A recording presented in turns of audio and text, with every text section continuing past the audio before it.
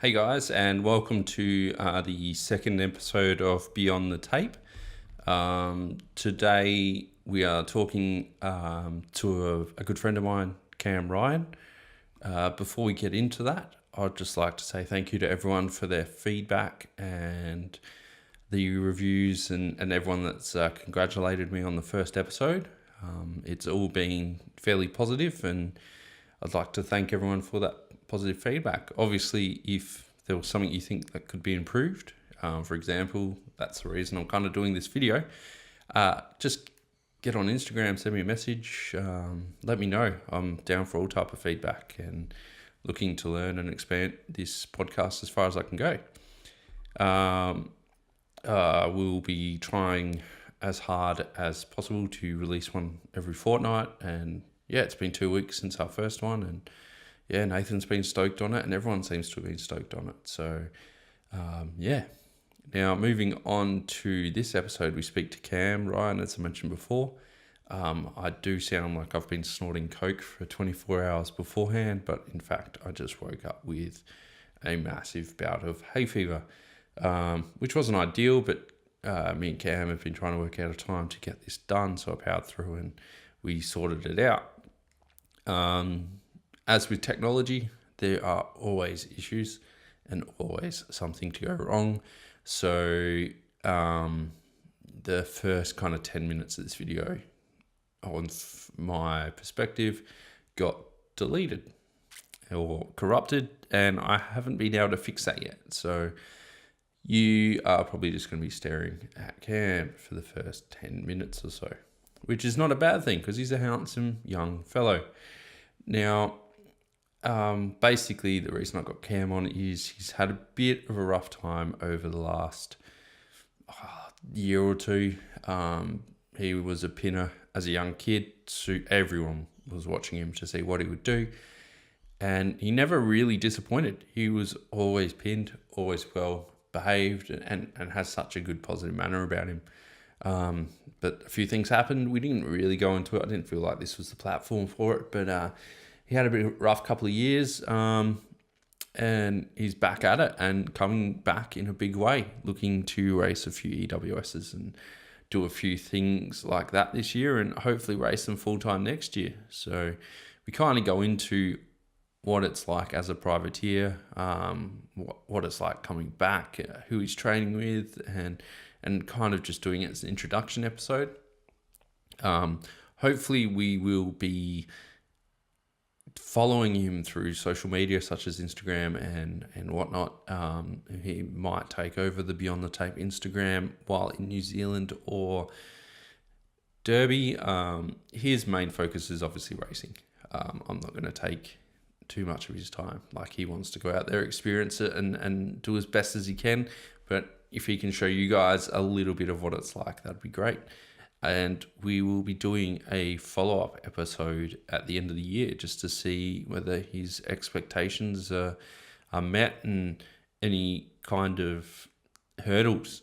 And just to give you guys an insight of what it's like, not for a pro, but for a guy that's just trying to get it done. So follow along. Hopefully it works out and it becomes a quite interesting story for everyone. The whole point of this is to try and show people, 14, 15, 17-year-olds that are just at that point of not make or break, but guys that are getting cars, drinking, that pivotal point of whether you continue riding. Just showing you what can happen if you do continue, and hopefully inspire a couple of people to get on their bikes, go have fun and race. Now, as always, grab your bottle of water, grab a beer, grab a tea. I've got a coffee in front of me, need it, and settle down. This episode's another hour long or so. It's going to be a pretty common theme. And enjoy, and please share, like, subscribe, do all those YouTube things.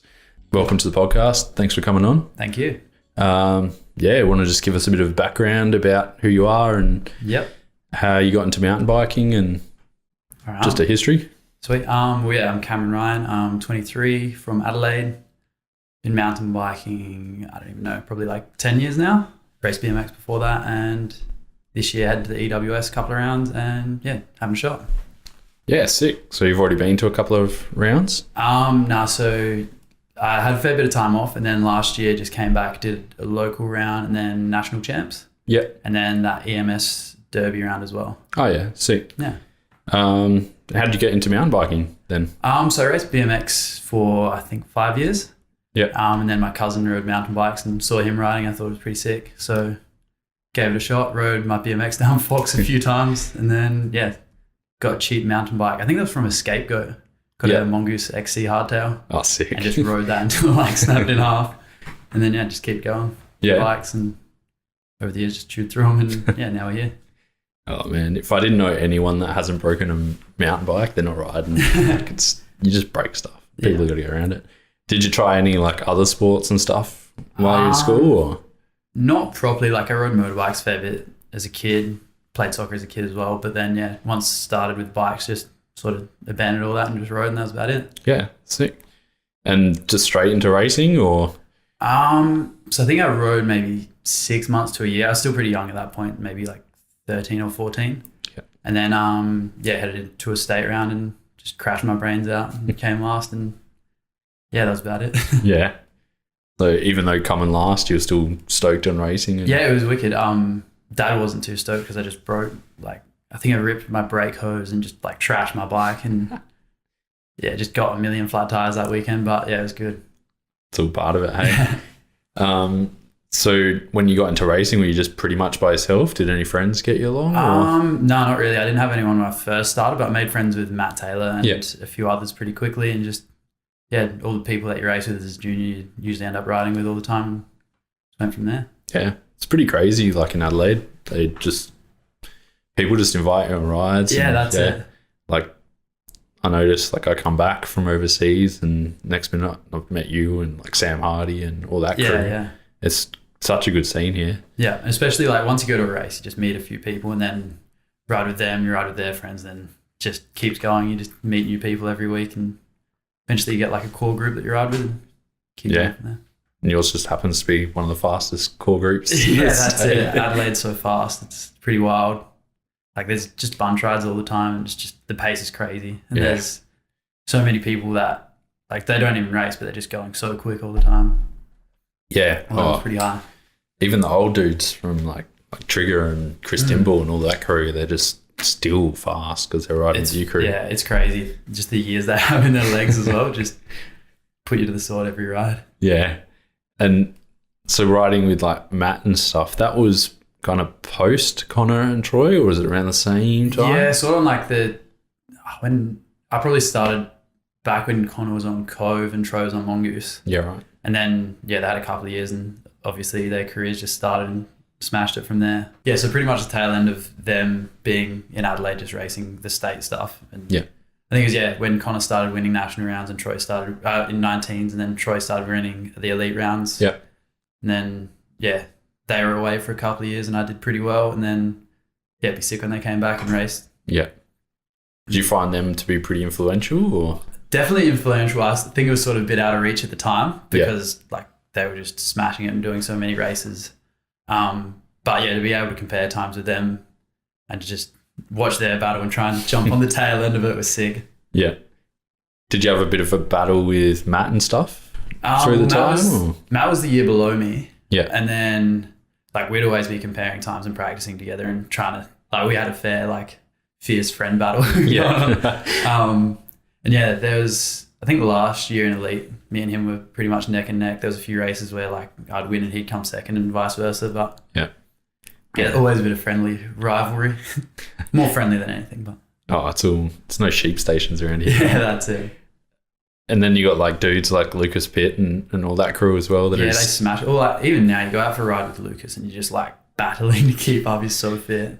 How many rides do you reckon he does a week at least? Oh, actually he's messaged me the last 4 days every day like, hey man, you're riding today? I'm like, no. I had a big week, leave me alone. I don't know where he finds the time, hey?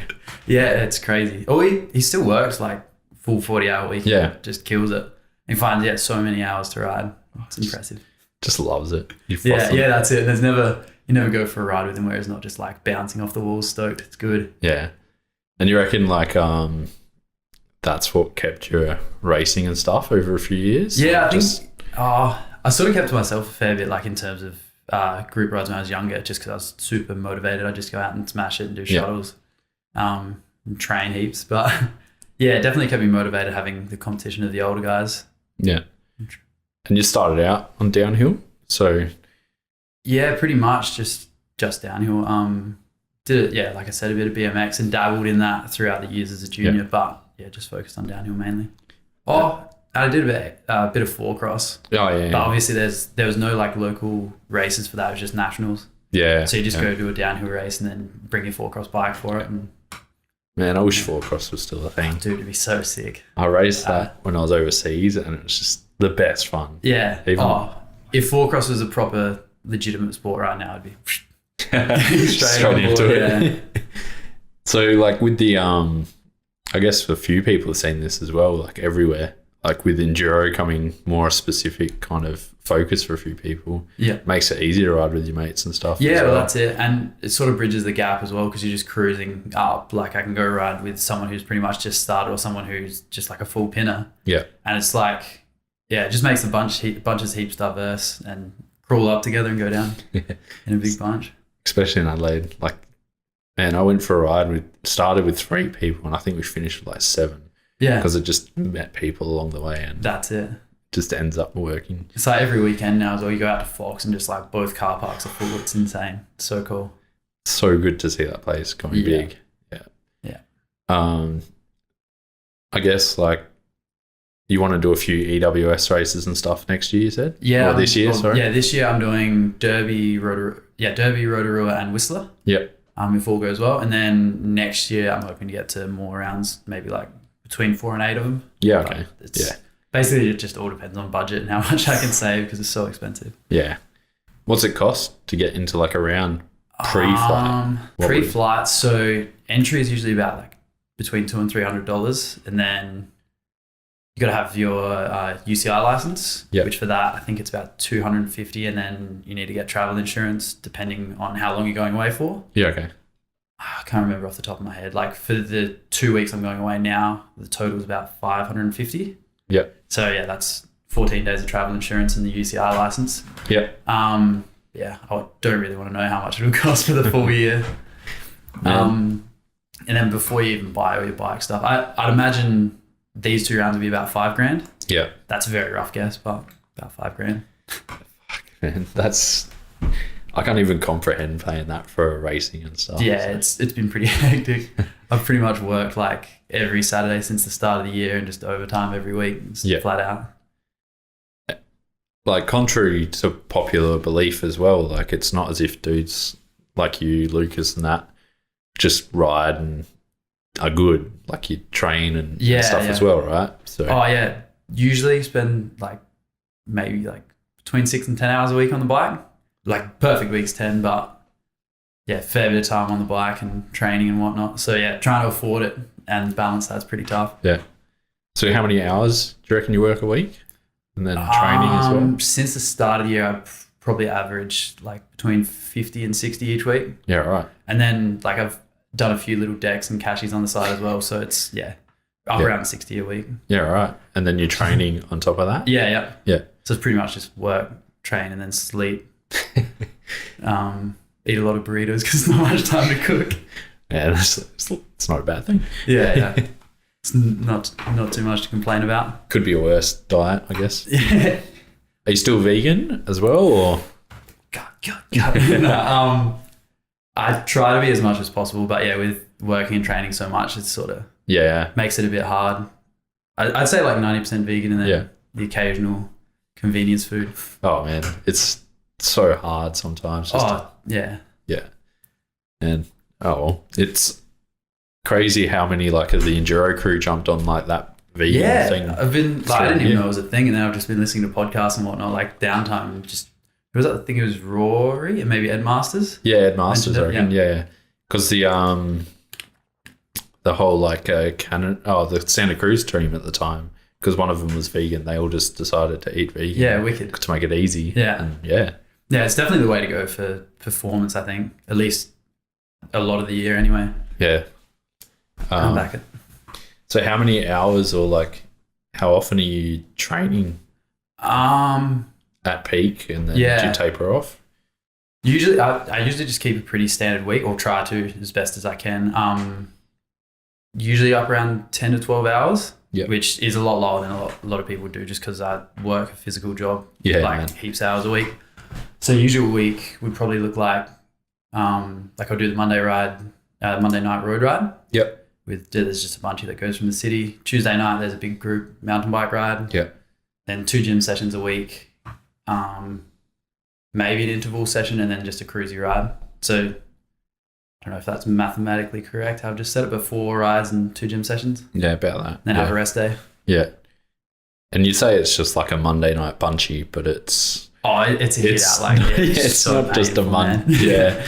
It's not just a bunchy. Yeah. Like I've seen dudes that ride from like interstate, they come down for the tour and they jump on that bunchy and they pop. Yeah. Like super fast. It's so gnarly. Like you'll be going down Unley Road going like 50 Ks and Trigger's just on the front, like turn around and have a chat to you and you're just dying. Oh, and then the Tuesday night ride's like no different. Oh, it's the same, man. Like, yeah, this week I rocked up late, so I had to go straight up Old Billette Road. I like jumped onto the back of them. They're just like rolling, having a chat. And I'm just like full sweating, puffing on the back. I was dead. It's pretty fast. But those guys would just be like trying to hammer you as support as well. Like, they'll be going hard, but they'll be doing it for a reason. Yeah. So who's doing your training and stuff at the moment? Tim Clayton's riding all my programs at the moment. Has been for ages and will be for a long time if everything goes well, hopefully. So we basically, because we're working so much, we try and structure it around that. Yeah. So I'll just send him what I think I can do for the week, aiming for those like 4 rides and 2 gym sessions. And then he would just say like, give it a thumbs up, give it a thumbs down. And basically it just like tweaks it to what he thinks I need physically. Yeah. And then I just go out and try to do it all. He is a pretty intense trainer for sure, but he definitely works it. Dude, he'll send me videos of him just like deadlifting, just ridiculous amounts, just veins everywhere. He's crazy. His roller times as well, just ridiculous. After you said that, I gave it a go. Like that 6-minute 30s, not a thing that's going to happen. That's a good time to aim for. And I try and do it. I'm like, I'll be close to Tim. You get on there, you're like, no way. And then you're like, this guy's just like a full-time dad. Yeah. Like just, I don't know how he manages to stay that fit and strong. And just across the board, he kills it. He's just so dedicated. I think like with him, part of that dedication for himself transfers to like the people he's training. Yeah, definitely. Like he's not just a dude that's handing out paperwork. Yeah. Like he is hurting himself to keep up. Yeah. For no reason. Like, there is absolutely no reason for him. He's not competing or anything. He just wants to be like, just peak fitness at all times. It's pretty cool. I think he has to be at that peak to be able to be as picky as with riding stuff. And like he's dialed when it comes to bike fuel as well. So it's pretty gnarly. Yeah, everything's down to just millimeters and crazy.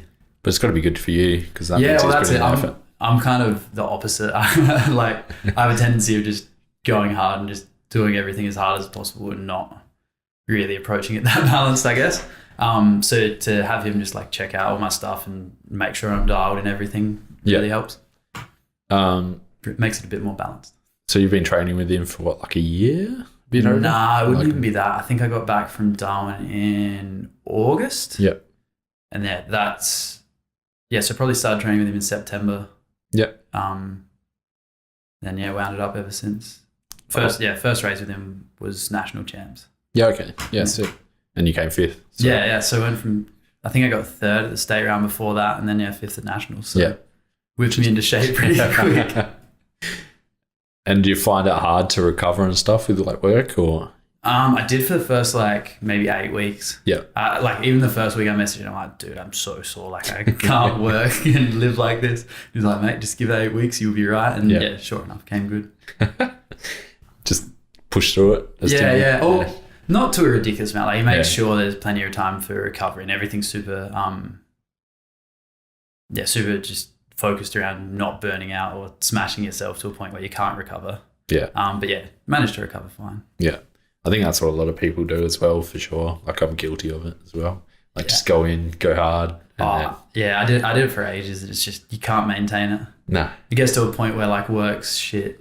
You're riding, you're not having fun when you're riding, and it's just like pain. Yeah, just in the level. Yeah, I think. you get to like a really good fitness, but you can never sort of hold it.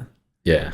Eventually, just tapers off, and you're back to where you started. Exactly. Or you get sick, or you're injured, just from something that would never have happened. Yeah, exactly. You'll smash it for like 8 weeks, get really fit, be sick for 2 weeks, and you'll be back, setback again. Yeah. And I guess you mentioned you went to Darwin for a little bit. So I worked away for ages, and then so that was out in the mid north.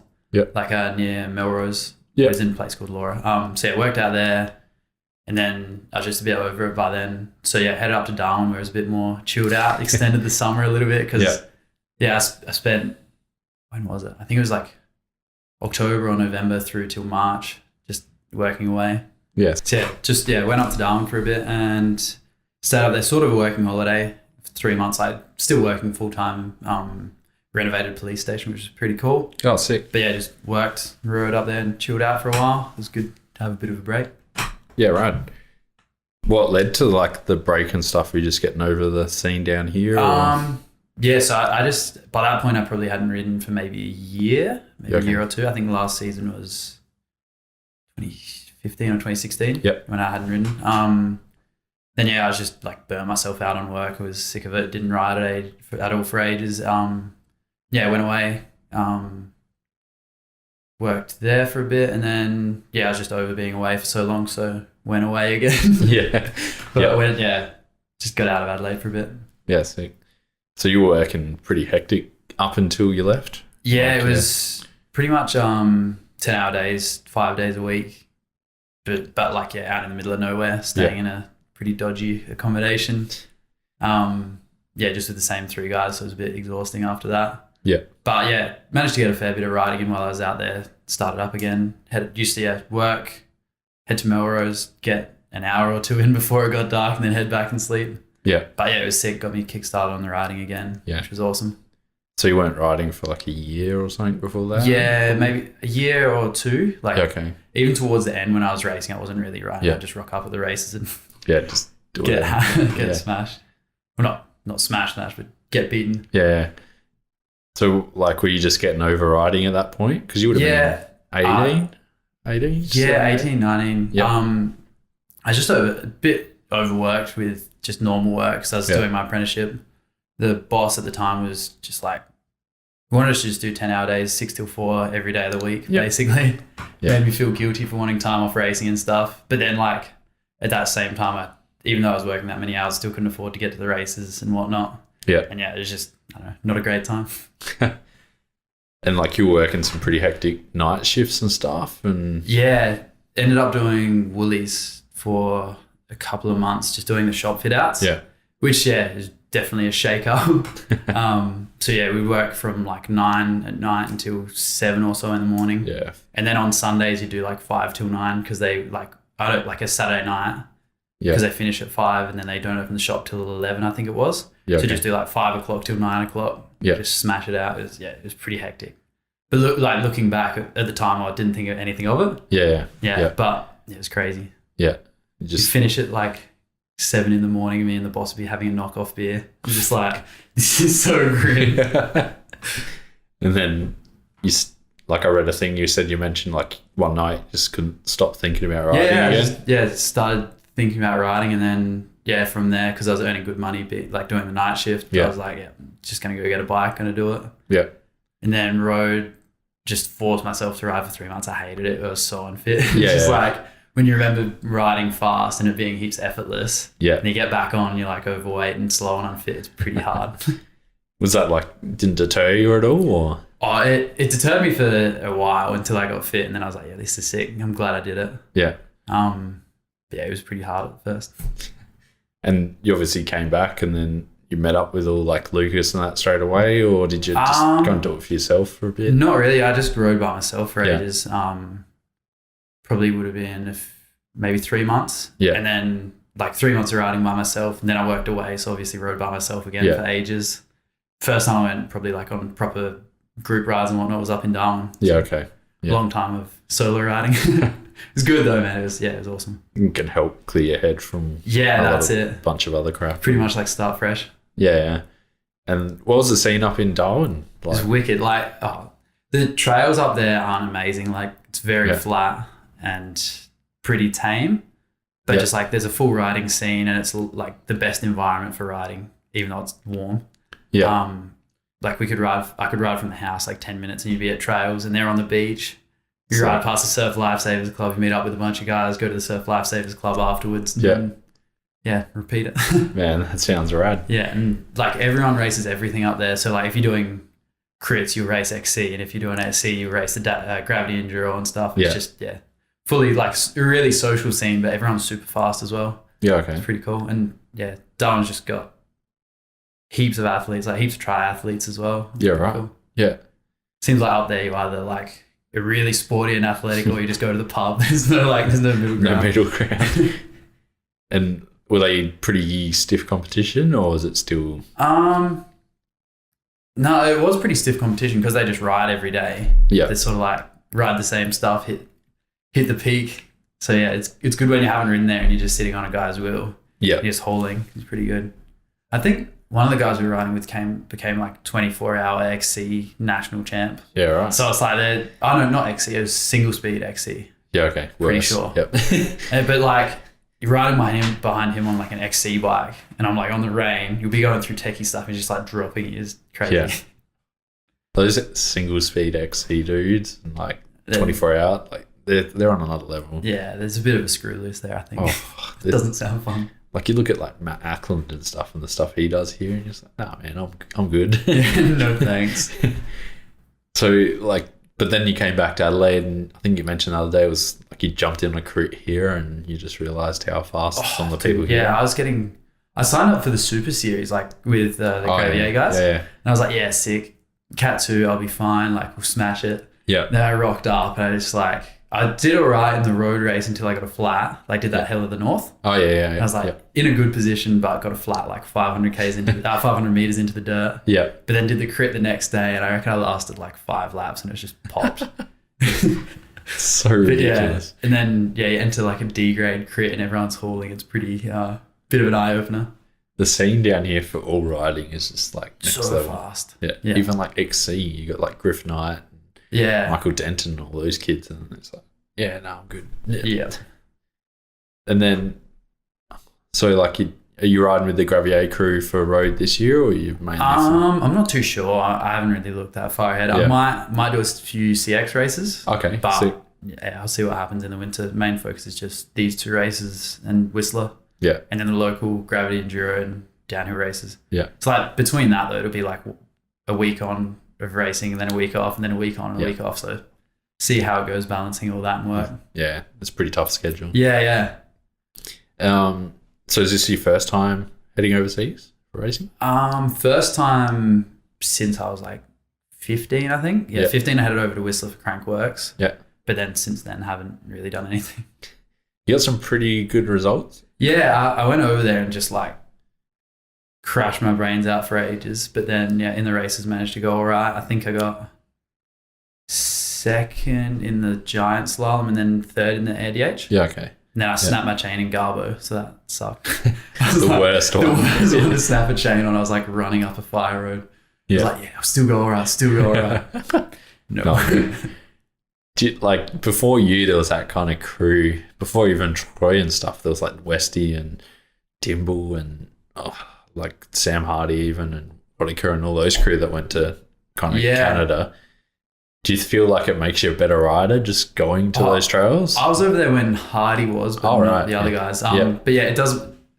It's hard to say because the tracks are so wide up there. Yeah, okay. I think that's what made it not seem easy, but you can sort of get away with a bit more. Yeah, okay. Whereas here, because everything's real tight, you get over there, like it's tight and flat, so you're used to carrying speed, whereas you get over there and it's just like wide lines. You can just sort of hold it on a bit, and it's more about not carrying speed, but just picking the right pace rather than carrying like it is here.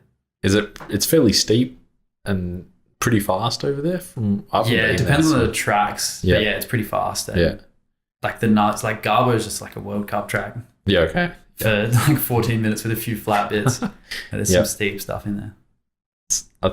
Like when we went to you've been to Medina. Yeah. Like coming back from there, everything here is like an XC track, and you start to just definitely go so much faster. Yeah. Do you reckon the same for Whistler, or because I just noticed like that whole crew that went over all happened to be some of the best riders that we have here. Yeah. Don't know if there's a link or anything. Medina's definitely techie and definitely gets your skills going. We were up there in like snow and rain, so it was just like chaos. So we probably didn't get the full Medina experience, but yeah, coming back it was definitely felt a bit easier. I think that is the Medina experience. Yeah, I don't hear too many people having good weather over there. We went up and like it'd been 28, 30 all the week up until we got there. As soon as we got there, like 20 raining every day and just gnarly. But it was good. Yeah. It's still rad to ride over there. Like definitely. You learn so much in such a short time. It's so techie and just tight and fun. Yeah, it's sick. Yeah, and steep. Like I've never braked and not had to pedal. Oh yeah, I went through a pair of brake pads in like 2 days there. Yeah. I went through a rear tire in 3 days. Like it was just toast. Yeah. It's gnarly. Yeah, but we got the worst weather there, like with the snow and rain. Yeah. And then you look on Instagram and whatnot, and everyone's in Derby, and it's just like Bluebird Day. Yeah. We've made a bad decision. Because you raced Derby after that? Yeah. Yeah. That would have been tough on the body and the bikes. Yeah, I was so flogged. I think I wore out my wheel bearings in Medina. So it was just like rattly out. I tried to get them replaced, no, I had the bearings, and then my derailleur clapped out. Yeah. And I was just like rocked up to Medina, just a bag of bones. It rode pretty badly. But yeah, it was sick. Good experience, good to scout the tracks and whatnot. Yeah. You're heading to Crankworks in about 2 weeks? Yeah, the Rotorua one. Yeah. Yeah. Or the EWS, yeah. Yeah, heading there, I think at this point I'm just going to do the EWS, like the Gravity Enduro and maybe the ADH. Yeah, okay. Yeah. I was tempted. I'd like to get a downhill bike and race the other stuff, but I think money-wise it's not really a possibility. Probably not. I don't know. And it's a lot on the plate for the first EWS. Like, have you been there before? No. Yeah, okay. So, I guess like you'll be traveling with bikes and like it'll be a pretty gnarly experience already. Yeah, I think it'd be a bit of a nightmare, 2 bikes and all the maintenance and whatnot that goes with it. Yeah. So 1 bike it is.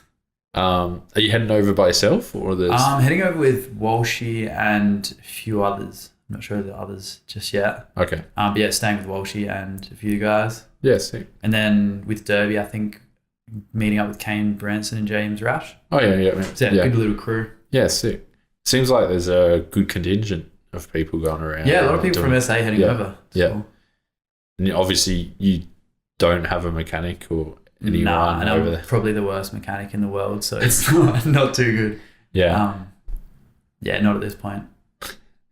Wish I had the money. Yeah. I can't imagine what it's like to race all day and then just have like a mechanical that you got to wait, fix yourself. Yeah, it's nuts. So are you guys splitting like accommodation costs and stuff and still trying to help each other out? Yeah, we'll split all the accommodation costs and car hire and whatnot. I think we're all on pretty similar flights, so it should work out well. Yeah. So how do you go about getting into like the EWS race? So I had no intention originally of trying to get into the EWS. Yeah. So I just like did a few races and then found out I'd qualified. Okay. But I think, there's just a bunch of qualifier events. There's like a few scattered across Australia and like across the world. So you just got to pick them and try to get a decent position that will qualify you for points. So I think mine mainly came from nationals. I was about to say, and would then have come from that. I went pretty average at the Derby round, so I'm not sure if I got much from that. Yeah, I think you still get some sort of points or something like that. Yeah. Yeah. So even before you qualify, or before you even get to the race, you're still paying to race another race to get the points. Yeah. It's a bit of a journey. We don't even have an EWS qualifier in SA this year, I don't think. No, I don't think so. Sure, Kate will get on to me if I'm wrong, but it'd be pretty it's pretty hard for, I guess, for like privateers and stuff to, travel, like, especially if you have to go to WA or Queensland to race. Like, do you reckon it's pretty tough to actually just get those points if you were going for it? Yeah, I think it would be like this year I had a fair bit of luck with national champs being in Adelaide, but I think if you were just first year trying to get to them, it'd be a pretty tough battle, especially when you're going somewhere where it's like all locals who are going to be quick. Yeah. Trying to get those points when there's probably like 10 guys who will be in the top 10 from the place.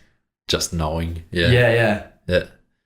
Are you pretty, I guess, like nervous or anxious to see what Rotorua and racing like at EWS is like, or? Yeah, I'm not gonna lie, I didn't even think about the actual race like until like this week. It didn't seem real, just with like working and training heaps. Yeah. So I just like focused on that, and I was like, oh shit, I'm gonna go do a race now. But yeah, it's starting to get a bit nervous now. I don't really have any expectations though. So just sort of this year I'm trying to learn what the go is with it more or less. Yeah. And then if any good results come, then I'll be stoked. And if not, it's like went on a good holiday and had a decent look. But yeah, like obviously put all the work in to try and get a result. Yeah. Well, even if you put in the work now, it's gonna that's it. Help out for next year. It's more or less like a 2 or 3 year plan. Yeah. More like a 5-year plan, but it's all part of that. So gradual building. Yeah. And do you have any sponsors or anyone helping you out? Or at the moment, it's I don't know, like Timmy and stuff, but yeah. Yeah, at the moment it's just Giant Adelaide, so Yatesy. Yeah. He's helped me out since I was like 15. Yeah. Okay. And he's helped me out with just some gear and a bike and whatnot. Yeah. Which has been super handy. Can't thank him enough for that. And then Timmy's jumped on board to help me out with all the coaching side of things. Yeah. But other than that, it's pretty much just me. Yeah, right. Giving it a shot. Yatesy would be pretty knowledgeable for racing and stuff. Yeah. Any questions you got, you just go and ask him and he'll sort it out. Yeah, that's sick. We've got a bit of a battle going on. He's definitely fast still. Yeah. Like you just see him ride and you're just like, okay, you're definitely not that old at heart. Like, Then takes the helmet off and the silver fox comes out and you're just like, okay. Yeah.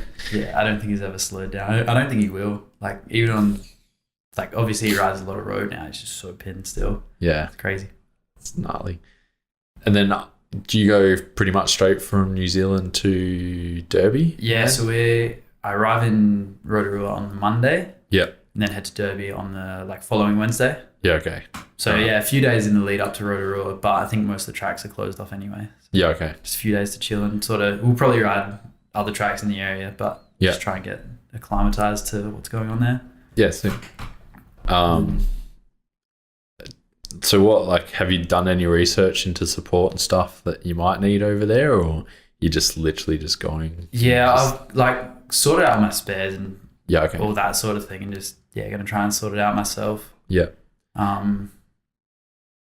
Realistically, we're not going to be riding heaps until the race day. Yeah, true. So just as long as I have all my gear ready for that, fingers crossed, and just go for it. Should be sweet. And I guess it gives you a good place to kind of watch and learn from a few pros and maybe make some contacts and stuff. That's it, yeah. Got to get results before we try and make contacts and whatnot. But just go over there and try and learn as much as possible from those guys. I think Pitavani was even Pitt was just saying the other week that he just met up with the guys from Santa Cruz and just went out to dinner and stuff. So it seems just like a big local race to me. Yeah, legit.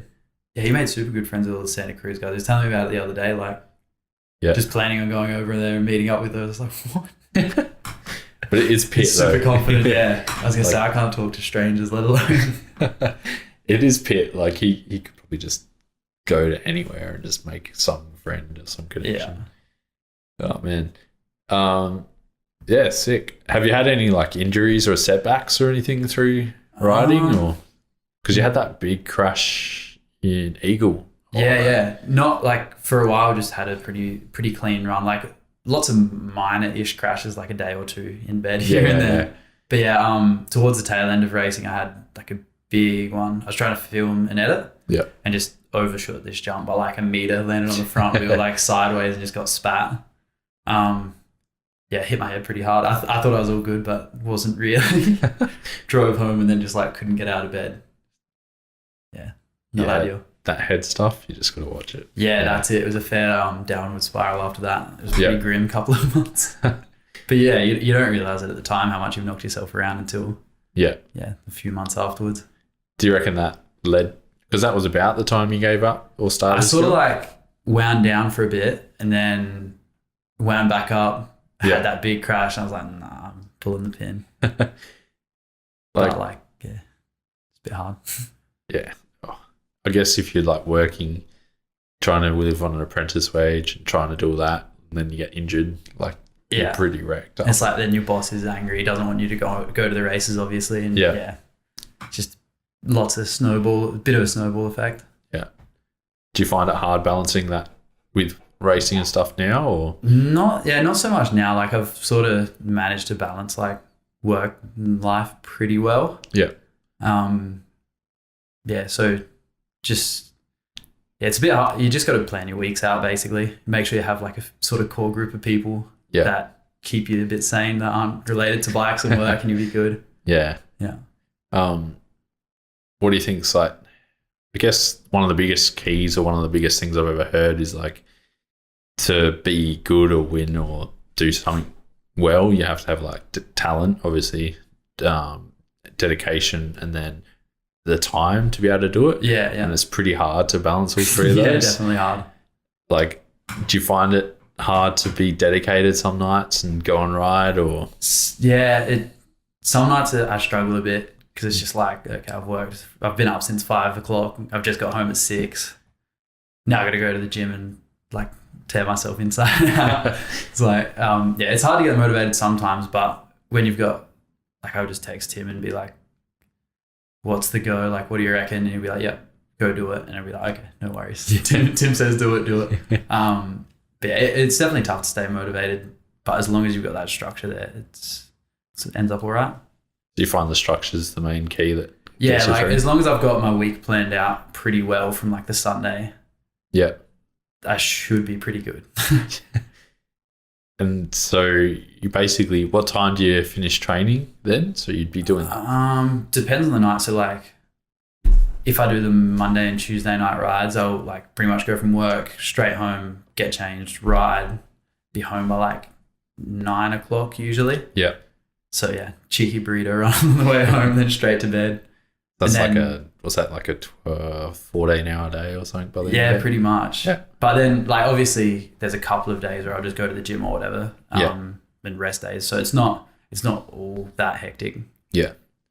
So yeah, like if it's a gym night, I'll be home by like 8 o'clock. Yeah, right. Chill out for a bit, go to sleep. So you're racing the local enduro series this year? Yeah, I think I'll get to 4 of the 5 rounds of that. Yeah, okay. This year, going to Spain in June, so yeah, I missed one for that, and then there's one. Oh no, it's one of the downhill rounds I missed while I'm away as well. Okay, so you're racing the downhill rounds as well. I think so. Yeah. Yeah. It'll be a bit of a juggling act, and yeah, I think the downhill will be a bit more last minute than the enduros, but I'll hopefully get to 5 of those. Yeah. So you're still enjoying racing the local series and stuff? I haven't done it pretty much apart right. from that one round last year. Yeah, okay. So it's been a few years off. Oh yeah, that one round last year and downhill state champs. Yeah, okay. So yeah, this year it's like starting riding again, but you're pretty good to start off with. So it's good. Pretty rad. No struggle from the start. Yeah. How do you like the local rounds? Like it's still pretty fast. Like you got Connor and stuff. Yeah, racing. It's still super quick. Like, yeah, and you got Walsh as well and Connor. Yeah, true. And then Troy and Connor will come out as well. So it's still just like super high level. Yeah. I think it'd be a bit of a battle to settle in straight away, but we'll see how we go. Have you been riding with Walshy and stuff much, or? Up until the last month or so, no. Yeah. But then, in the lead up to this race, we've obviously had to do pretty similar stuff. Yeah. We've just been doing a few long rides together.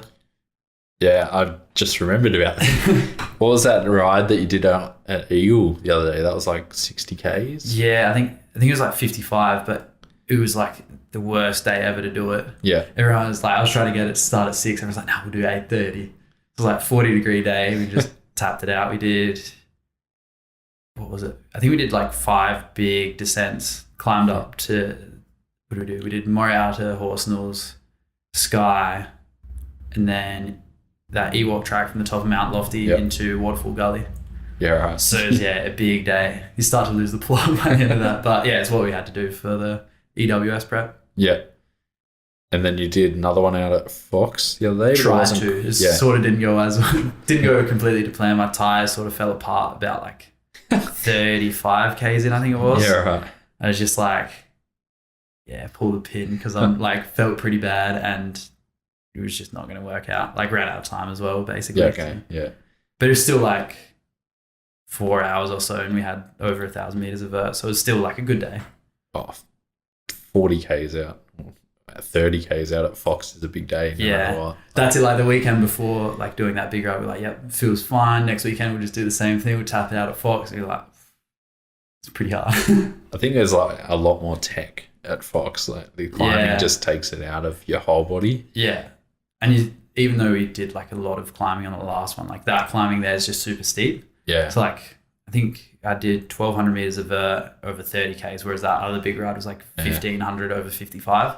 So it's still like pretty comparable. You wouldn't think it. Like,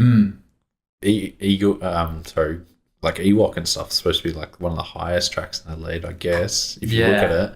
But then you got Fox, which is so much more riding. Yeah, just a lot of vert.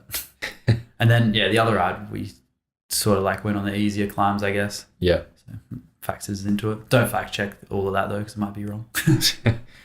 And you're riding with that crew, I guess, so that makes it a bit easier, I guess, to go out and tap out 5 hours. Yeah, that's it. When you've got a big bunch, then everyone's like pretty keen. It makes it a lot easier. Time goes pretty quick. Yeah, and they're all fast. Like, super quick. Yeah, and silly to follow. Like, did you follow Jack much, or did you just leave Valentini to himself? What was it? I think Walshy was just leading out a lot, and then I was just behind him. Yeah.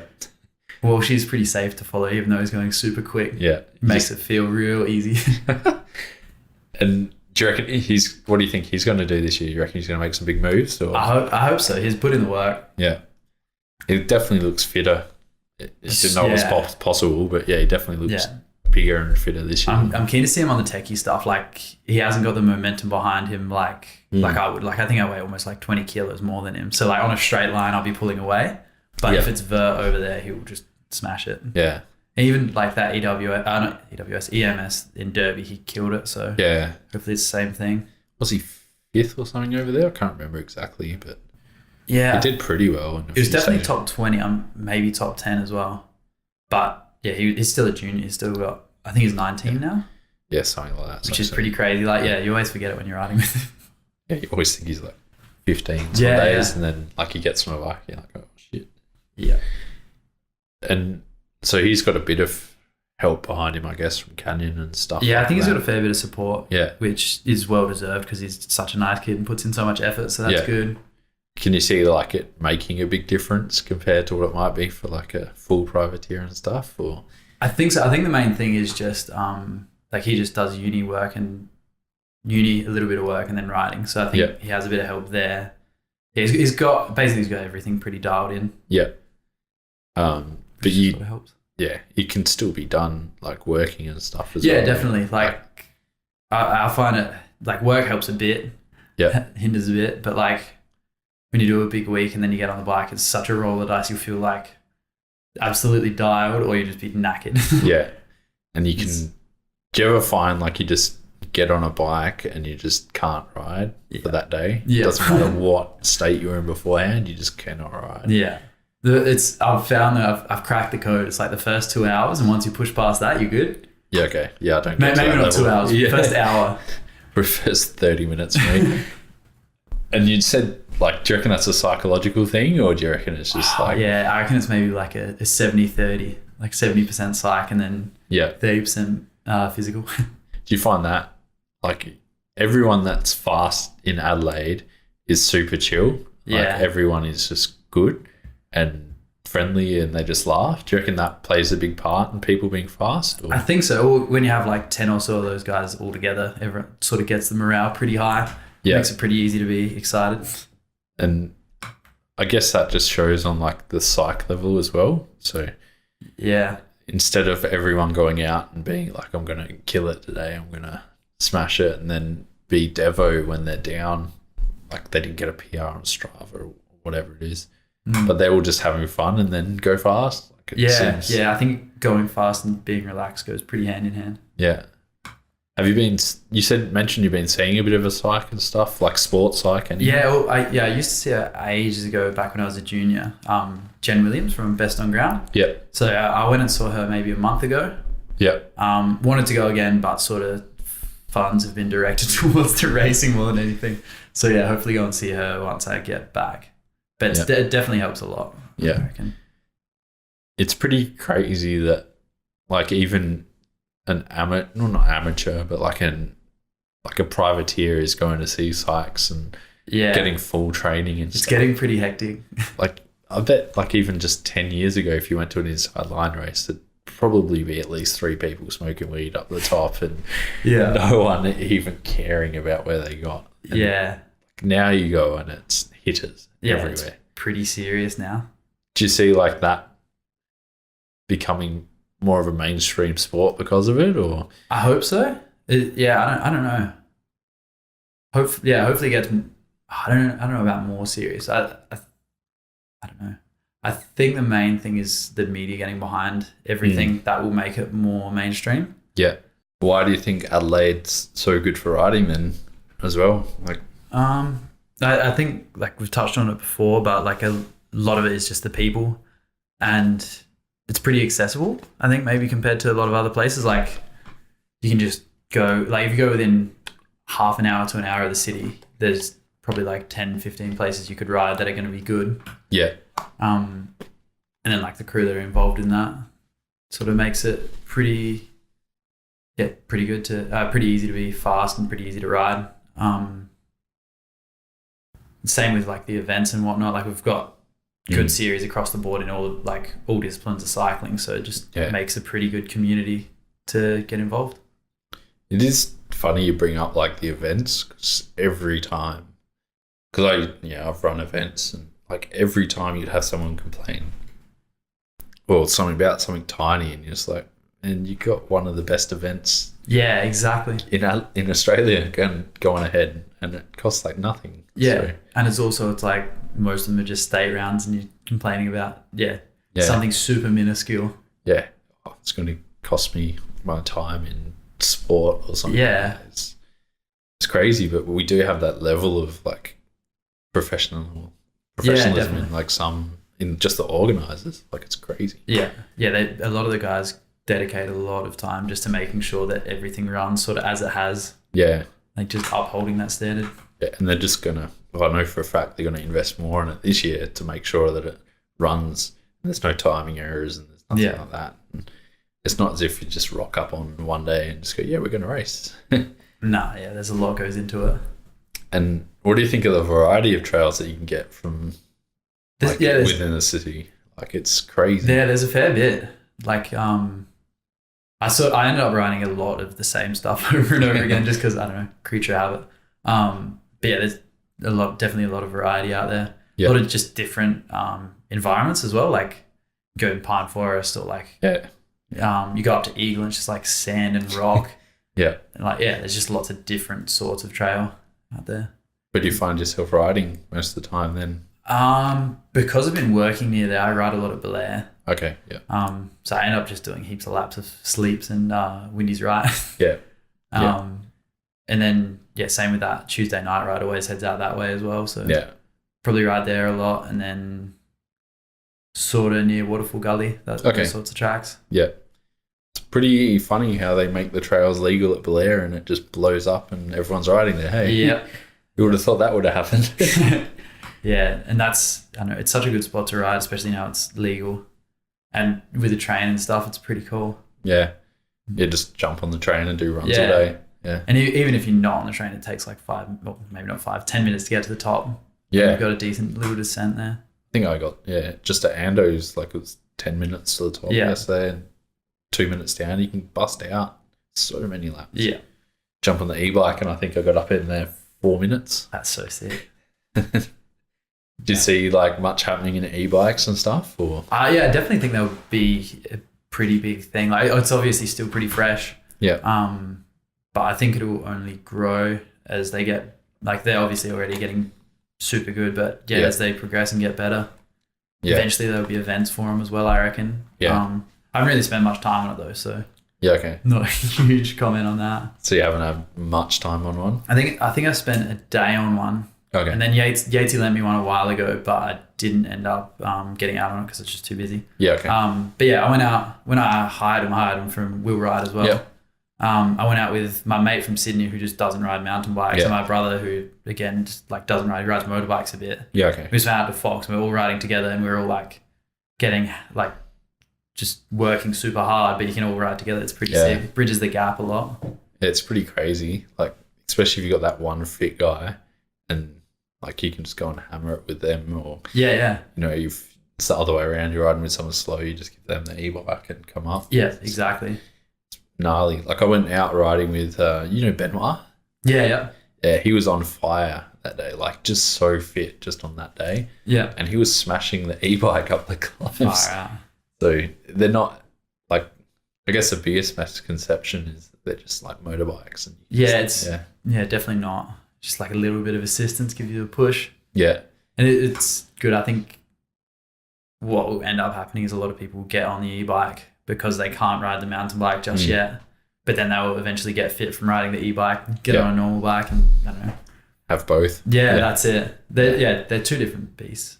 Yeah, it's tough going from one to the other though. Like going from e-bikes to the other way. I'm just like, this sucks. Yeah. But yeah. Even like one of the guys up in Darwin had one. I remember that was like one of the first people I met. Yeah. Just like this, I think he was like at least mid-50s, maybe 60s. Yeah. And we were just riding together and he was just like smashing me and we were just having a chat. And it's pretty cool that you can just ride with a bunch of people from like completely different like age and fitness. And like imagine being able to just go and practice your tech skills or your riding. Yeah. Like doing that 50K ride in like a couple of hours. Be pretty sick. And still riding. Yeah. Carlson loves it. He's a full ambassador for it, which is pretty cool. I think there's a few like moto dudes, like MotoGP and a few others that are on them. And they do their like low, like level 2 heart rate stuff and just the base. Yeah, and they go and sit on them for 4 hours. Pretty cool. Do way more stuff. I think it'd be good for like all your focus and stuff as well. Oh yeah, because it's pretty easy to like when you're out on a mountain bike ride and you're just cruising up. It's pretty easy to just like get out of that zone. Whereas on the e-bike, you'll probably stay pretty wide for a period of time. You got to pay attention to braking zones while climbing. Yeah, which is a thing I've never had to do. What do you reckon there will ever be a competition and stuff in Adelaide for it? I don't know. I'd be interested to see what like some of the elite men and stuff say about that. I think it'd be hard to make it work in like the elite pace because it's relatively flat here and they have that like the speed limit. Yeah. Limiter on them. But it would be cool if you did some gnarly like 100K enduro race or something on them. Yeah, that'd be rad. But I don't know how it would work. Could possibly be a future for it. Have to get onto Will Ride and see what he thinks. Yeah. If there's anyone to talk to, it'd be him. He'd rally something together. Yeah. He'd just come up and win it. Yeah. He's crazy. He looks so quick on that thing now. Oh, he looks quick on anything though. Did you ride with him much or that crew much when he was growing up? I think he was pretty much fading out as I was sort of up and coming as well. Yeah. Because I think he had a bunch of injuries. It was like his last year on the World Cup scene. Yeah, okay. Yeah. And then he sort of didn't ride, I think, while he was doing his apprenticeship. And then came back basically when I stopped again. Opened up his business. Yeah. And then you rode with like, I guess like you have Matt Taylor and you have those dudes that are still riding kind of. Yeah. But you got like, have you seen a few people kind of drop out?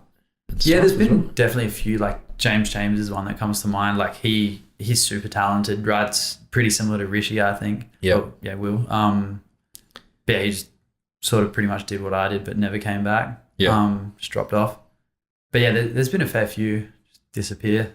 Why do you think that is? Like, what do you reckon?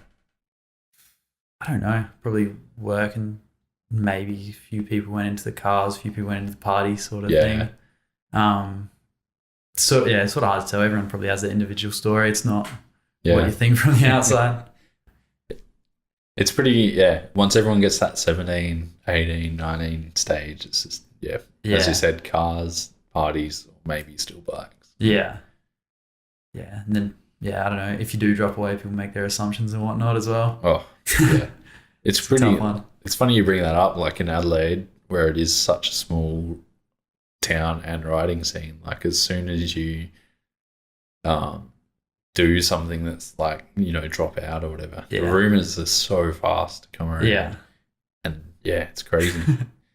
What do you think about that, I guess? Or I don't know. I think it just happens when there's such a small sort of community that's pretty tight knit. Yeah. You just keep it out of your mind, I Yeah. guess. Oh, yeah. Again, I haven't really been back in it properly yet, so we'll see what happens. You probably just come and dominate and everyone's going to forget anyway. Fingers crossed, but I don't know how it'll play out. We'll see how we go. One of the last questions is, what advice would you give to anyone that wants to step up or get back into riding and then move on to like national or international racing? Yeah, probably like counterintuitive, but go slow. Like instead of trying, like I made the mistake as a junior, like you just go out and try and smash it every race and you had it in your mind that you just like had potential to win it or whatever. But like you just got to take it slow and have a bit of a calculated approach instead of just trying to go flat out and just smash it. Yeah. Same with training and stuff, just try and be a bit smart and apply yourself, but don't just put yourself in the locker every single day of the week for a year round. Otherwise, it's just going to burn out over and over again. And then just listen to people's advice, seek it out, and there's so much information everywhere now, like with social media blowing up so much and podcasts and whatnot. You can pretty much like everything that all the pros are doing, you can access at least like little bits from everyone. Yeah. So I'd probably recommend doing that. Just take some notes. Jump online and get some information. Yeah, that's it. It's crazy you said that, like even just doing the podcast, like it's YouTube. Like just jump on there and learn so much. Yeah. And you got to keep in mind everyone's just a person at the end of the day. Like pretty much everyone will help you out. Yeah, exactly. If you seek it, like it's obviously a little bit nerve wracking, but I'm sure you could just message anyone on Instagram or Facebook or whatever and they'll sort of help you out. Give you any advice they can. Yeah. Yeah. And last question. What do you like to listen to or what gets you amped before a ride? Whoa, that's a good one. A lot of like there's so much music in Adelaide. Adelaide's like bikes and music. Yeah. Sick. It's a good little combination. A lot of my friends are in bands and stuff, so listen to those guys. Yeah. A few that come to mind are like Sleep Talk, Colorblind, Towns. And then I don't know, it's a bit of a mixed bag. Like I listen to some heavy stuff, some chilled stuff like Ben Howard. Yeah. Or even just podcasts like on the way there. Yeah. Just get amped on a podcast. Yeah, that's it. I don't know, I could rattle off music for ages. Yeah. That's sick. I find opening up a bag of tricks there. Everyone's like into it when you get into riding. Like there's so many musos. Yeah. Dudes are just pumped on it. Yeah. Yeah. And as you said, Adelaide local scene is it's nuts. So cool, man. It's like, when you go to a show and you see it and then you go riding and you listen to it, it's like, I don't know, you sort of can combine the two. It's pretty cool. Yeah. That's probably like the best thing I got from not riding for ages. Just sort of got involved in that for a bit. Yeah. That's sick. Pretty cool. Easy, man. Well, thanks for coming on. Sick. Easy as that. No worries. Thanks for having me. All good, man. Cheers. So there we go, guys. That has been episode 2. Hopefully you enjoyed it. Hopefully you got a bit of insight to what Cam's doing and how he's training and everything that he's got going on for him. And hopefully it gives you an insight to how much work some of the privateers and some of the guys that are still working and haven't quite got that support behind them yet. And shows you what can actually be done as you work full time or go to school or, do things. It means that you can still focus on your bike and still ride, and it's not the end of the trail if you get a job. As I mentioned in the start, it'd be great if you could, give me feedback, like on YouTube, Instagram, share it around, tell your mates. It's a growing podcast and I'm trying to get it to grow as fast as possible. But yeah, thanks so much for the guys that have listened to episode 1, as I mentioned before, and hopefully listening to episode 2 and hopefully enjoy it as much. Got a big episode 3 planned and episode 4, and we've got a few big people coming on, and I'm excited to have a chat with them and find their stories and share them with you. So the more people I share it with, the happier I am. And yeah, again, thanks so much to everyone, and I look forward to hearing from you about this episode. Cheers.